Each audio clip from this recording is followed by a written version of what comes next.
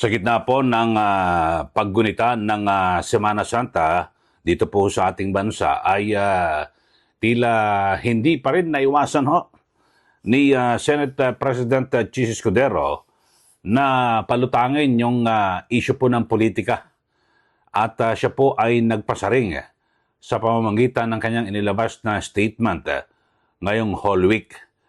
Sabi ni SP Chis Escudero ay wag daw pong maniwala sa mga propeta ng kadiliman at na kung saan ay sinasabing ang kinabukasan o future ng Pilipinas ay itim. So alam naman natin na ang usapin ngayon sa itim ay ito po ay tumutugon sa kampanya ngayon ni Senator Amy Marcos at na kung saan siya po ay inendorso ni VP Sara Duterte. At yung pinaka-tema o yung kanilang kulay ay itim. Ayon. Ang sabi po ni SP Chis Escudero, ikukod ko lang ang binabanggit niya, sabi niya ay huwag tayo magpadala sa mga propeta ng kadiliman na nagsasabing itim at hindi makulay at maliwanag ang bukas. Sabi niya po, at ang liwanag at pag-asa ang mensahe ng muling pagkabuhay at huwag nating payagan at hayaan ang sinuman na nakawin at bawiin ito sa atin. Yun pero parang amateur naman ito pong si Senate President Chis Escudero. Ito isyong ito na ngayon ay talagang pinakatema ng kampanya ni Senator Amy Marcos, kampanya nga political ad. At para kumbinsihin at gisingin ang damdamin ng mga Pilipino, lalo na po yung mga taga-suporta ni dating Pangulong Duterte na siya po ay nasa kampo ng Duterte. Napakalinaw po na mensahe nito. At yun alam niyo, napakagaling ng gumawa nito, ng mensahe. Bagamat yung iba ay nagtataka, bakit baka raw negative at baka maibalik sa kanila. Alam nyo, dito sa atin kahit na anong issue, kahit na positibo ang iyong political ad, magsasayaw ka dyan, pwedeng gawing baliktarin na negatibo yun siguro, depende sa mga sa mga pumipintas dito at siyempre kapag ikaw ay nasa kampo ng administrasyon, tulad nitong si SP Chis Escudero, na tila talagang kamping-kampe sa administrasyon, dapat Senado, hiwalay dapat. Ikaw ay nanindigan. Alam nyo, sa mga nakaraan tagal ko na rin na nag-cover dyan sa Senado at maging sa Malacanang, yung Senate President ay, bagamat sabihin natin nakikisama, pero yan po ay independent.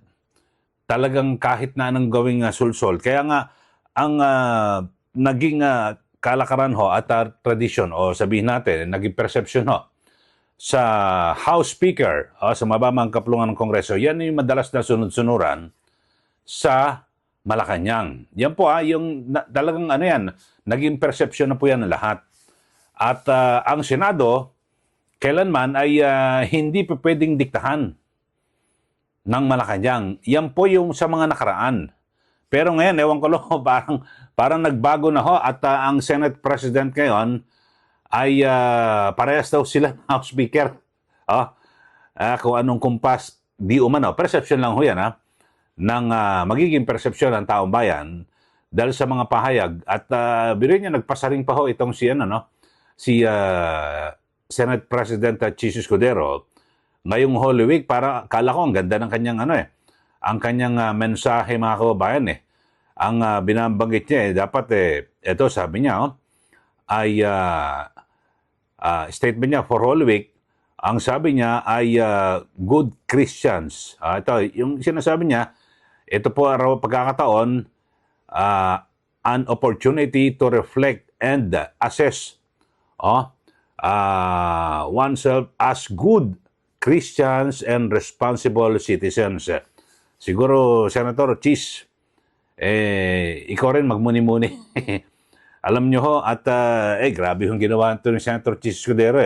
Di ba yung sa Senate hearing ng Committee on Foreign Relations na kung saan ay hindi niya po inaprumahan yung yung pagpapakontempt sa isang Ambassador Lacanilao na kung saan ay may kapangyarihan po ang yung komite.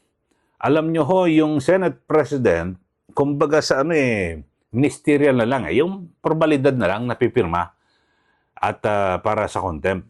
So nakialam ho siya, mga kababayan. At siguro, parang lilitaw rito, yung perception, baka nagpapasiklabo siya sa Malacanang. O kaya naman, yung perception din na baka may tumawag mula sa Malacanang. So, yun po. Baka nakakalimot po, ito pong si SP Cheese Escudero, na pantay-pantay lang ho kayo dyan kahit na ikaw ay Senate President, anumang oras kapag ginustuhan ng mayorya, tanggal ka dyan At sana naunawaan mo na lahat ho kayo ay pare-parehong mga senador na halal ng taong bayan. So sa ngayon, bagamat ikaw ay Pangulo ng Senado, pero pasamantala lang yan dahil sa baka nga pagpasok ng 20th Congress, tanggal ka na dyan dahil sa, ewan ko lang kung baka naman kaya ito, mga ganito mga pasaring ni Senator Cheese kay Senator Amy at again din po kay VP Sara Duterte para magiging perception ko rito, mga kababayan, para mapanatili siya sa pwesto sa bilang Pangulo ng Senado kasi 'di ba may mga usap-usapan at di umano na kung ano ang gusto ng Malacanang ay kakausapin din yung mga nasa administrasyon, yung mga kampi sa administrasyon na senador na ito ang gawin nating Senate President. O kaya naman, mga kababayan, ay kung sakasakali na mapa-impeach at mapalitaw na guilty diyan po sa impeachment trial itong si VP Sara Duterte, baka siya ang ipapalit na Vice Presidente. Bagamat sinasabi niya ay hindi raw po siya interesado. Yun ang termino ginamit niya, hindi ako interesado kahit ialok sa akin yan. Pero wala naman nakalagay na, hindi niya naman sinabi na kahit ipilit sa akin yan. Kasi baka magbago Hindi ako interesado Kaya lang pinilit ako Kinuha ko na. So, sana dapat magdeklara na kailanman, hindi mo tatanggapin, dapat gano'n, ginagawa mo, hindi ako interesado Talagang yung politiko talaga, yung traditional politician na trapo na, di ba may mga ganyan sabihin ako hindi ako tatakbo. Tapos pag malapit na eleksyon, bigla na tumakbo. Pinilit ako Yan kasi ang sigaw ng taong bayan yun baka pagdating na halimbawa, bakante ang Vice Presidente, biglang sasabihin niya, naku, pinilit ako, hindi nga ako interesado Yun.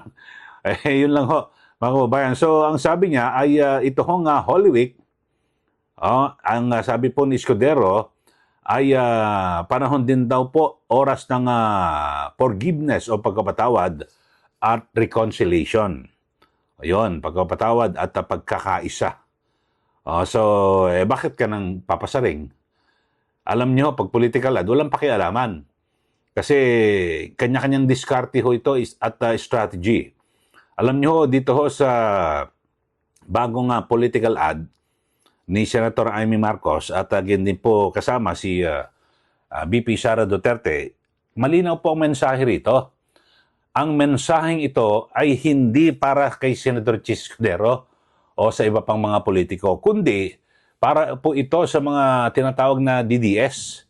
Yung mga Duterte, yung mga diehard talaga na taga-suporta ng dating Pangulo na minsan ay talagang nag-agam-agam dito po kay Senator Amy Marcos kung kanino ho ba siya talagang kakampi. Ang ginawa ho ni Senator Amy Marcos ay nagsagawa po siya ng pagdinig ng kanyang komite, yung Senate Committee on Foreign Relations at inimbestigahan, doon nga ho lumitaw na napakarami hong butas at mga sinasabing di umano'y paglabag sa biglang pagpapa-aresto at pagpapatapon kay dating Pangulong Duterte dyan po sa The Hague, Netherlands. At marami pa rin ho ang nag-aagam-agam at nagdududa. So, sa mga nakaraan ho mga kababayan, di ba yung tradisyon na, yung may traditional na, na halimbawa may susuportahan kang kandidato, di ba ang ginagawa, pwede naman yung na ano, halimbawa itataas yung kamay na ang ibig sabihin ng mensahe, itinaas mo ang kamay ng isang kandidato, ini-endorso mo. Pero ang kagandahan ho rito, mga kababayan, kay Senator Amy at kay VP Sara, binago niya ho ang estratehiya. Yung strategy ngayon ay gumawa sila ng campaign ad, itong political ad na ito, at ang pinaka-mensahe nito, ini-endorso ko si Senator Amy Marcos. Yun ang mensahe ni VP Sara. Hindi yung katulad dati na may endorso ang kandidato, itataas mo yung kamay, papalitrato o video, tapos na. Pero ngayon ho, ito napakagaling ho na nag-isip nito ho nga political ad na ito at mensahe nga pinag-uusapan. Ultimo si Chis Escudero. Ay nakikialam ho eh. Ibig sabihin ay sabihin natin, may bisa.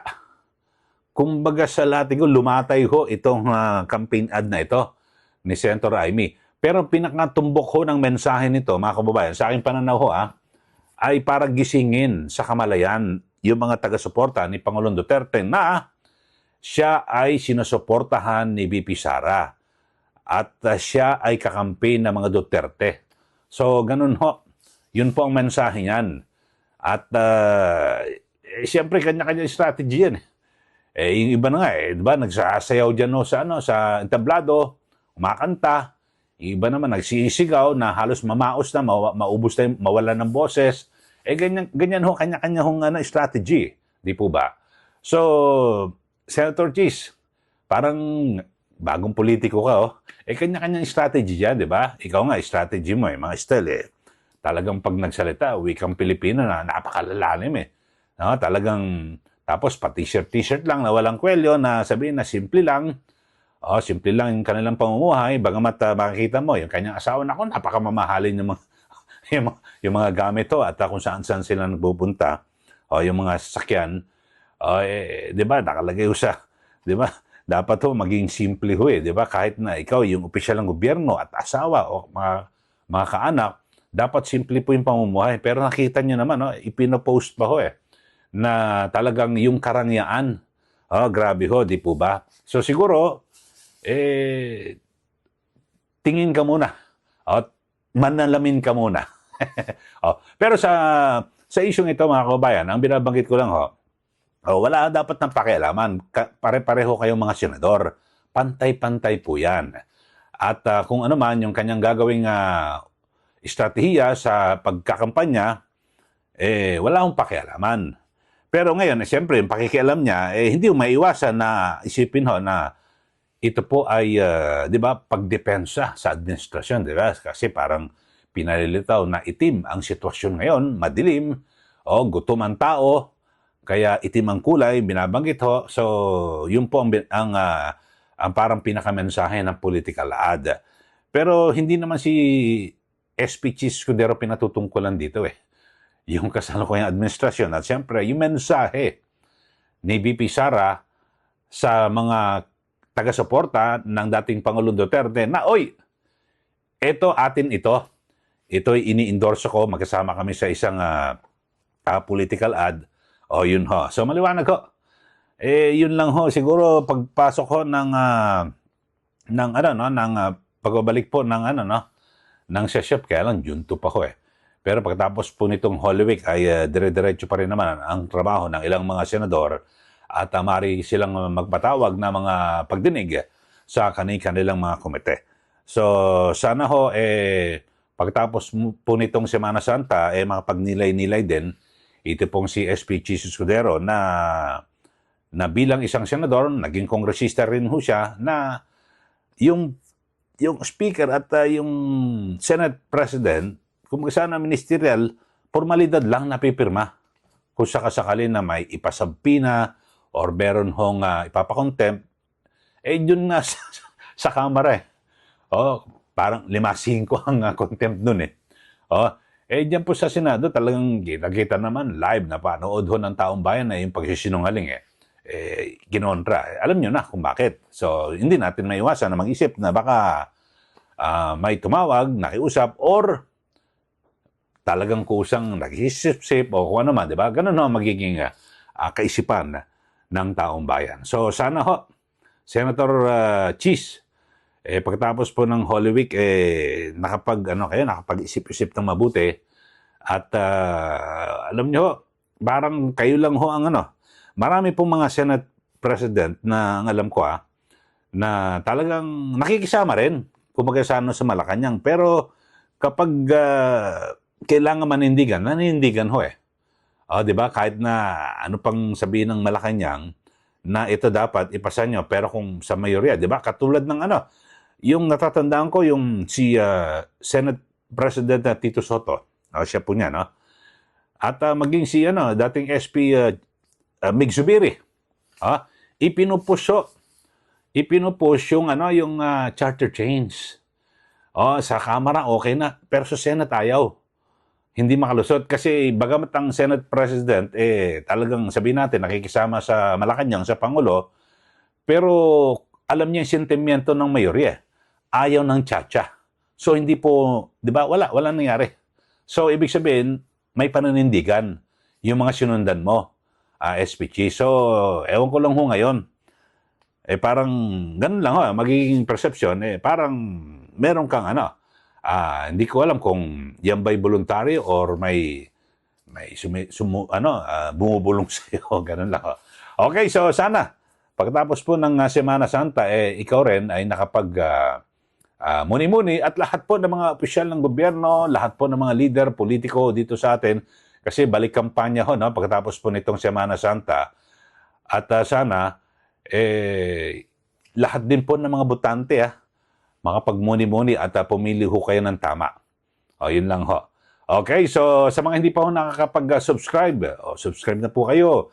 I-like at i-share po yung ating YouTube channel para kayo po ay laging updated dito po sa ating palatuntunan. Maraming salamat po muli. Ito po si Ka Eli. Magandang araw po sa ating lahat.